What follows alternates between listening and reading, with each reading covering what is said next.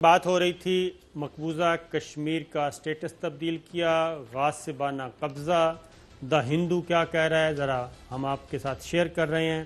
یہ کوئی ISI کا اخبار نہیں ہے، IB کا نہیں ہے، پاکستان کا نہیں ہے، چائنا کا نہیں ہے، بلکہ ہندوستان کا اپنا اخبار ہے۔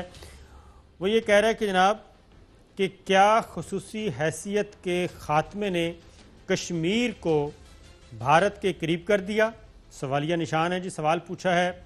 کیا انتہا پسندی اور علیحدگی پسندی کے ذرائع میں کمی ہوئی؟ کیا وادی میں پاکستان کا اثر و رسوخ کم ہو گیا؟ تو جناب اس کا جواب شاید دلی سرکار ان کو نہ دے، نریندر مودی، امت شاہ، راجناتھ سنگھ نہ دیں۔ اس کا جواب ہم ان سے کہیں گے، دا ہندو کے ایڈیٹر سے، کہ وہ خود جائیں، مقبوضہ وادی میں جائیں، سری نگر میں جائیں، اور اگر ان کو جانے کی اجازت مل جائے تو خود جا کے پتہ کر لیں کہ وہاں پہ کیا ہو رہا ہے، اور اگر اجازت نہ ملے تو پھر وہ ان کو وہیں اندازہ ہو جائے گا کہ پاکستان وہاں پہ کتنا انتظار ہو رہا ہے پاکستان کا، اور ہر گھر سے پاکستان کی آواز بلند ہو رہی ہے۔ پھر جناب دا ہندو یہ بھی کہتا ہے کہ کشمیر سے متعلق ایک یہ گمان بھی مشہور ہے کہ ترقی سے عسکریت پسندی اور شورش کو شکست دی جا سکتی ہے۔ حقیقت یہ ہے کہ ترقی سے کشمیر میں تنازعات کا سد باب نہیں ہو سکتا۔ یہ مودی کا فلسفہ تھا جو ہم نے آپ کو کل بتایا۔ جموں و کشمیر حقیقت میں بھارت کی دیگر ریاستوں کے مقابلے میں بہت بہتر کام کر رہی ہے، اور اس کی وجہ ریاست میں 1950 کی دہائی کے اوائل میں ہونے والی زمینی اصلاحات تھیں، جو آرٹیکل 370 کی موجودگی کی وجہ سے بالکل درست ممکن ہو سکیں۔ آرٹیکل 370 چوہے صاحب آپ کو بتاتا ہوں، آپ سے پھر میں پوچھوں گا آرٹیکل 370 کیا تھا۔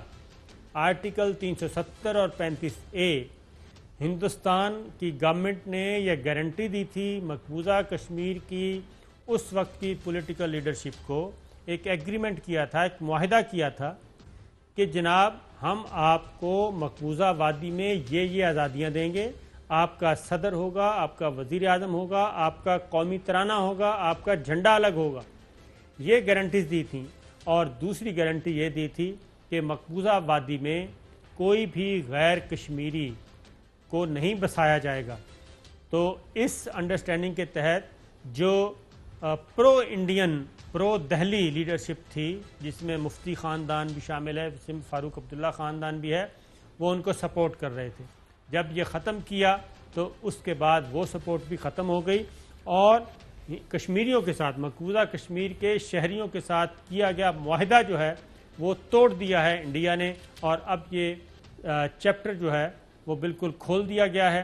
اور جب امت شاہ نے لوک سبھا میں یہ سٹیٹمنٹ دی کہ جناب یہ جو آج ہم نے سٹیٹس ختم کیا ہے مقبوضہ کشمیر کا، یہ صرف جموں و کشمیر تک نہیں ہے، یہ لداخ تک اور اقصائے چین تک بھی ہے، اور اقصائے چین بھی اب ہمارا ہے۔ وہاں سے یہ چائنا نے اس کو جواب دیا تھا۔ تو یہ ساری سچویشن ہے، تو 1 سال ہو گیا ہے، آپ کیا کہیں گے؟ اب ہوں میں کہ احمد شاہ نو پوچھو نا اتنے کرونا نہ ڈگا ہے کہ جی وہ ہوں کہڑا علاقہ تہاڈا تے کہڑا چائنا دا ہے۔ بالکل۔ اور پھر چوہے صاحب ایک اور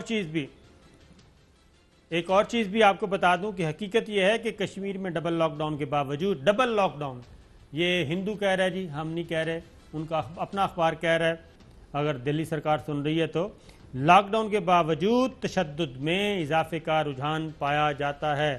مرکزی دھارے میں شامل کشمیری سیاستدان آج اتنے ہی ناخوش اور ناراض ہیں جتنا جنوبی کشمیر میں علیحدگی پسند سیاستدان اور مزاحمت کار نوجوان۔ پاکستان نے وادی میں مداخلت میں کوئی کسر نہیں چھوڑی۔ کشمیر کے حوالے سے راولپنڈی سے متعلق کوئی حتمی اندازہ لگانا مشکل ہے۔ ایسی زہریلی صورتحال سے بھارت کے قومی مفاد کو مشکل سے ہی کوئی فائدہ ہوگا۔ چوہے صاحب آج ایک اور امپورٹنٹ ایونٹ تھا دفتر خارجہ میں، اور وہ تھا پولیٹیکل لیڈرشپ کو بلایا گیا تھا، تمام سیاسی جماعتیں شریک تھیں، اور صرف مولانا فضل الرحمان صاحب جو ہیں وہ نہیں آئے، اور شہباز شریف صاحب نے بھی آمادہ کرنے کی کوشش